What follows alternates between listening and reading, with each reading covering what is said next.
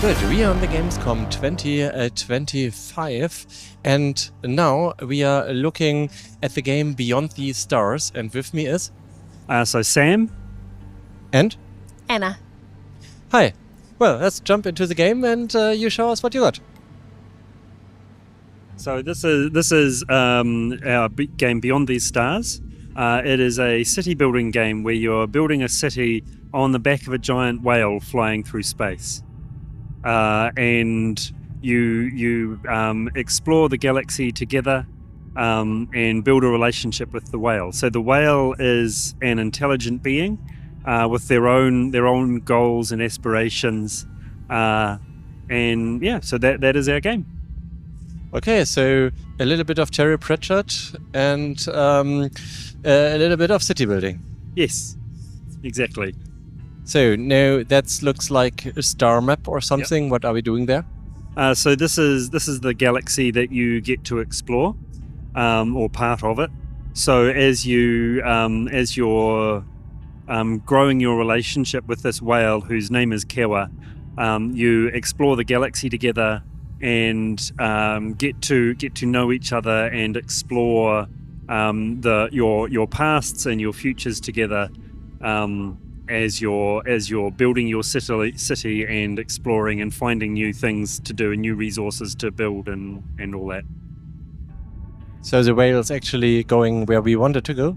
Yes, so the way it works is, because as I said, the whale is intelligent, it's not just your pet. But so when you're moving, you can choose where you want to go. So you can say, I need to go here, but then Kewa will choose the path. So you can see here that because Kewa's not hungry, they're choosing to take a longer path rather than taking a shorter path, which would be dangerous for you, but would allow them to eat. Whereas if they were hungrier, they would be going through those brown areas because that's where they can eat food, but it's more dangerous for your people. Okay. So what's the next step? So in this case, we're just exploring the galaxy and finding out various new things. So yeah, sorry, if you go to that yep. Yep. So in this case, we're just exploring and finding strange new things out in space, which will trigger a conversation between your people because they've discovered something new and they need to talk about what it might be. So you already have a demo out there, and this is like the mid-game content that you won't reach with the demo quite yet, but that soon players will also be able to reach. And what have we missed so far in the beginning of the game? Sorry, I didn't catch that. So since this is mid-game, I mean, you obviously loaded a save game where something exists. How would you actually begin the game? Right. So you start by landing a spaceship on Kewa. We can start the game if you like. Let's jump to that. Oh, actually, I think it's okay if you just give us a short introduction, just in a few sentences. Yep. So you begin the game by landing a spaceship on Kewa. Your people are curious about this massive whale that has parked up near their planet. And so you land on the whale and start building a city, and thinking that the whale is just a dumb beast that happens to be sitting there. But then it suddenly travels and you're lost in space, but then you eventually find out that this whale is intelligent and you can talk with it and begin to understand each other. But you just begin by building a small settlement and accessing new resources and working out how to survive and grow on this back of this whale. Okay, so you start with some huts and some potato patches and some water pumps, and gradually build your way up to terraforming the land and building spaceships and yeah. So now we already see some of the city that you have built. Yeah, don't worry. As we have built it on the back of our whale, and well, maybe you can explain just a little bit of what we are seeing and what the mechanics are. So yeah, I'll talk through that. So you are the focus on games like this is building new resources. So you start out with a woodcutter that will cut down trees to give you wood, and then you make mines to mine out stone and iron and so on, and you use that to make tools, and then use the tools to build more complex buildings, and just on and on and on. One of the aspects of this game that I didn't mention before is there's no player enacted violence, so you're not fighting other people for resources or anything like that. And one way in which that's expressed in this is that this game is not about making heaps and heaps and heaps of resources. It's about keeping things flowing through as you go. So you need to think about using up the byproducts and the extra stuff of what you're already making in order to not block up your flow here. So you can see here, for example, we're making too much soot, but not enough wood, and so eventually our production flow would shut down. If we keep doing that, we need to think about how do we use up the resources that we're producing, and you just keep on going like that. You can also, as Anna is doing here, you can do terraforming. You can raise and lower the land and plant trees, which enables you to increase your access to land, but also it helps to make Kiwa more healthy. They live off the biome of the trees and the grass and so on that are on them. So increasing that helps them to feel better. It's quite curious that this is all happening on the back of the whale. Yes. So this is actually the game I've been wanting to make for 10 years, ever since I saw a lantern in a parade in my hometown in Dunedin in New Zealand of a whale with a skyscrapers on its back. And I turned to Anna and said, I've just had the greatest idea for a game. And now finally, 10 years later, we are making that game. So now you said that what we are near to do is keeping things in the flow, and that we have not enough wood but too much soot. So what are we changing right now to fix it? So in this particular case, Anna's building some more trees because they help deal with the pollution that buildings can produce, but also to keep things in flow. You might want to activate different production chains that use up or produce different kinds of resources. So for example, here you can see, because we're making too much soot, maybe we would want to activate some of those buildings on the right there that use soot up to produce other resources in order to use it up. Or we might want to research other ways of using that resource, or other ways of producing the resources that come before that don't make soot. So there's all kinds of options for how you might do that to achieve that flow. It's not something where you can set and forget it. It's always a bit of a challenge to make that, to keep everything balanced. Things keep shifting and changing as you're learning new things. So it's kind of like managing a production line where you have to manage all the steps so that they are working the right speed. Yes, that's correct. But it's not just those kind of crunchy, nitty-gritty things as well. And as well, you can also make very pretty cities. And later on, you'll get to... Shall we do this bit now? No, let's not do that bit. Oh, so keep our powder dry. Okay, there's more surprises to be found out in the galaxy, shall we say. Also, to get the resources that you need, you can't find everything that you want on Kiwa's back.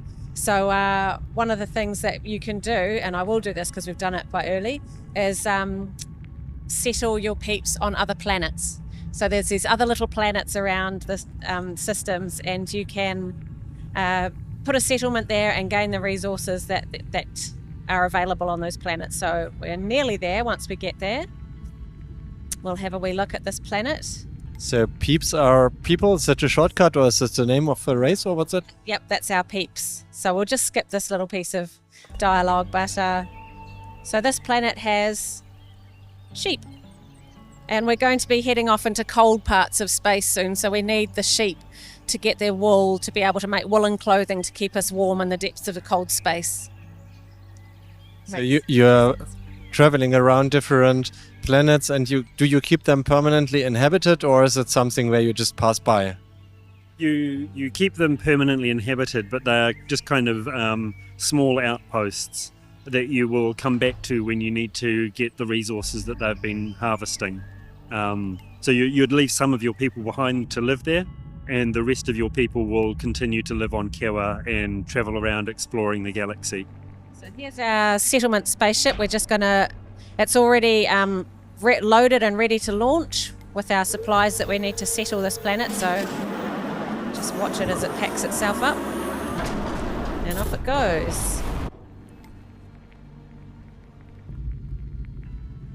Then what is like the motivation to even go into other spaces? Like you need to prepare to do the cold, and why in the first place?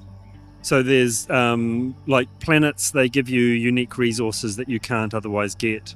For example, this planet has sheep on it that you can get used to make wool, to make warmer clothing for your people, which allow you to access new areas of the galaxy. At the moment, this is all you can see of the galaxy, and this area over here, that's too cold for you to deal with right now. But once you're better set up with supplies of hot food and warm clothes, then your peeps will be able to survive in these colder parts of space. But what is the lure to get you into the cold space? I mean, curiosity, obviously, yes. But anything more? There are going to be some side quests which will drive you off all over space, which again... We're keeping quiet for the moment. But we promise it'll be fun. Okay, well, then we believe you on that. Thank you.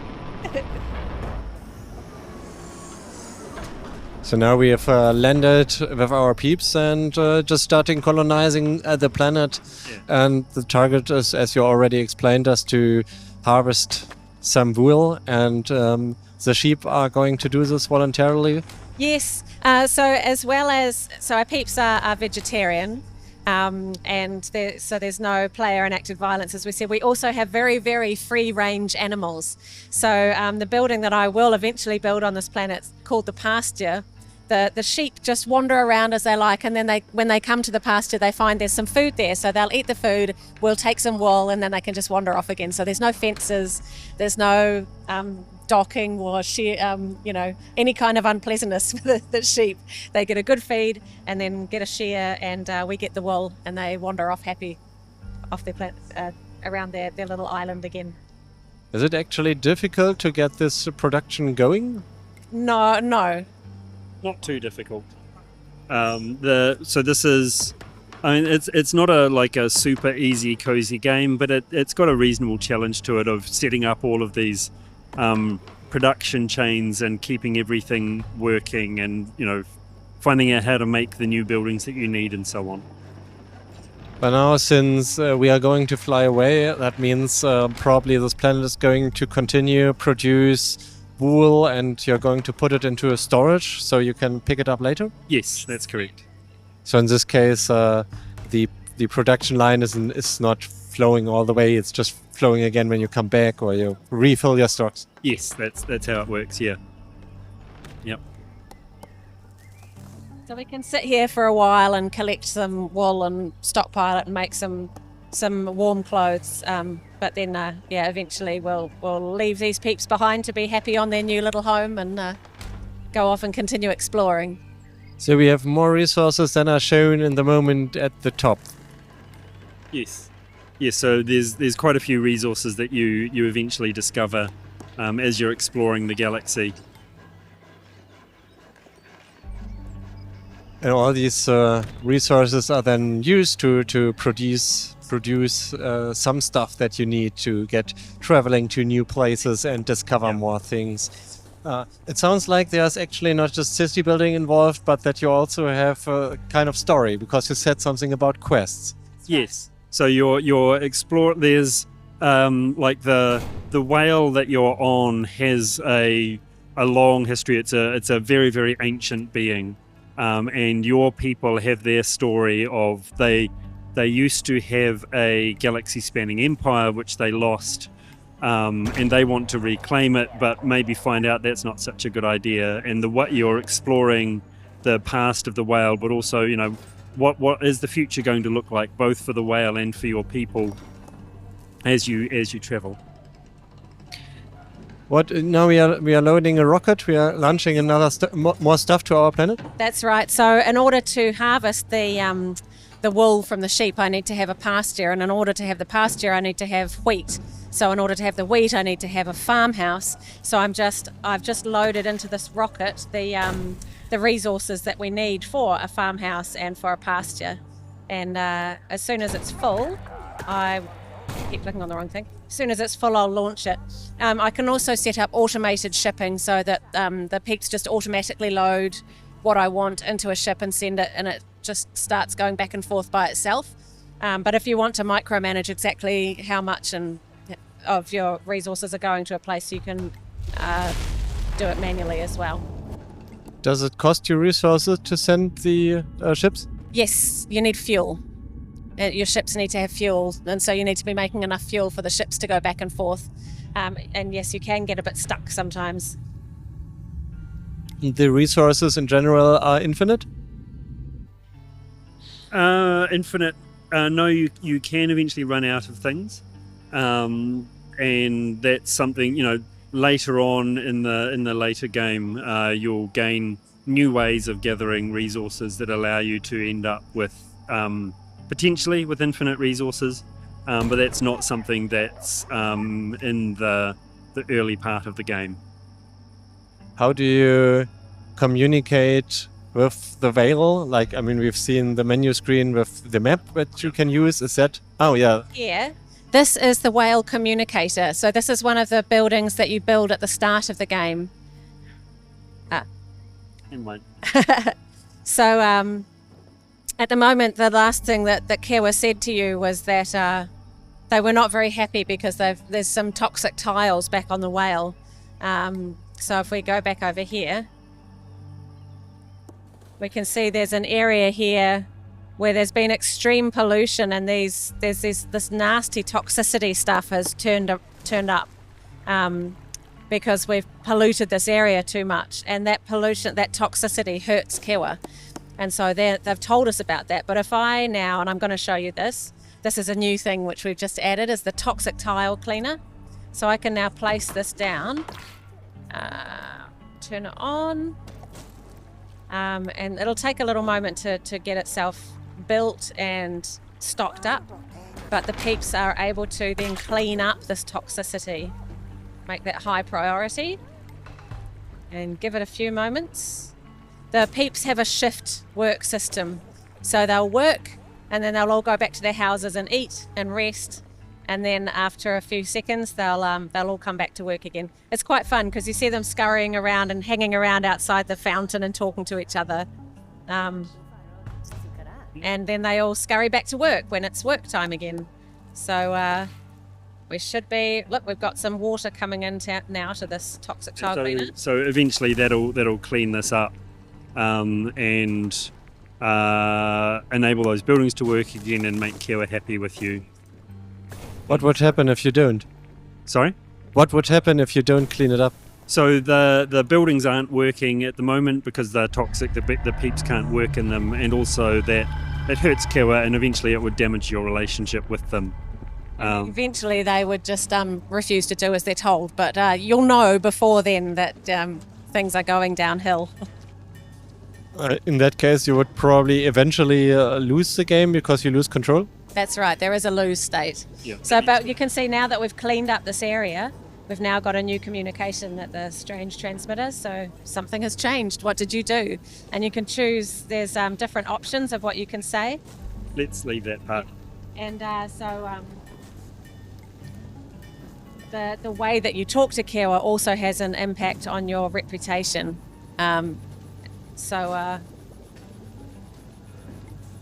I've just chosen all the evil options here.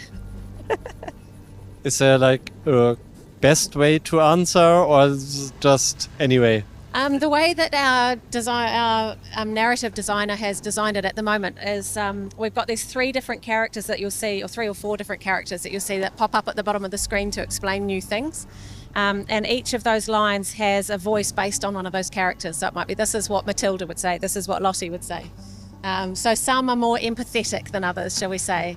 None of them are really, really horrible people, but some are more empathetic and others are more kind of, focused on the outcome. So those traits will impact the conversations.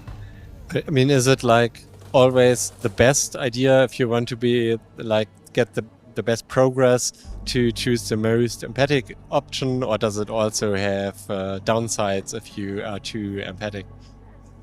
That isn't actually something that we've considered strongly yet. So we'll have to think about that. We did talk about it in the early stages of development when we were just kind of throwing concepts around that potentially there could be other aliens in the universe who prefer a more progress-driven, high-paced development environment and are frustrated and irritated by a more slow, empathetic approach. But we haven't kind of that's not going to be in the next release. That'll be something that we'll work on as we go through. Okay, well, we have gathered quite a lot of information and should really be coming to an end with the video. I kind of feel like there would be a lot more that we could discover. You already told us there's a demo out there that people can already download and play. And what are your next steps? When do you plan for full release? So the next step is a refreshed demo, which at the moment, the demo that's out there, the game has evolved from there, and so we want to bring out a new demo which is a clearer reflection of the final state of the game. So that's going to be in the next few months, 2 or 3 months. We haven't set a release date yet. That's kind of in conjunction with our publisher. So we will let you know when we're allowed to let you know. Okay, yeah, thank you very much. Then the last final question, as usual, is maybe publish everything that we've just recorded, the gameplay and the interview. Yes. We haven't said anything secret, have we? I don't think so. Very good. Thank you. Thanks very much.